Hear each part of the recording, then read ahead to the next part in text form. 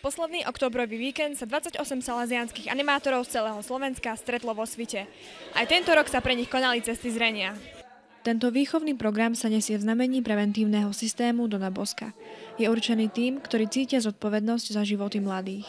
Projekt Cesty zrenia popisuje, čo sa má udiať, alebo či má ten mladý človek prejsť, aby naozaj vyzrieval. To znamená, aké skúsenosti by mal zažiť, kto by ho mal sprevádzať, akým spôsobom by ho mal sprevádzať, alebo aké okolnosti, aké podmienky tam vstupujú do toho procesu, aby naozaj mladý človek sa posúval ďalej.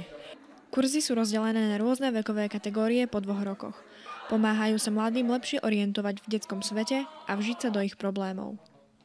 Prišla som sem sa inšpirovať, aby sme im nejaké témy, aby sme vedeli, ako ich viesť, nejaké nové hry nadobudnúť, aby sme vedeli nejako inak s nimi pracovať.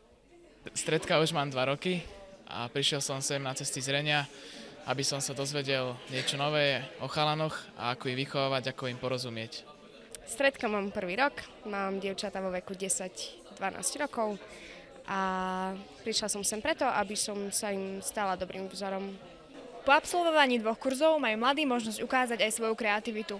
Pre nich je pripravená tržnica nápadov, kde plánujú stredka na ďalší rok. Zo Svitu pre Salaziánsky magazín Dominika Kostolníková.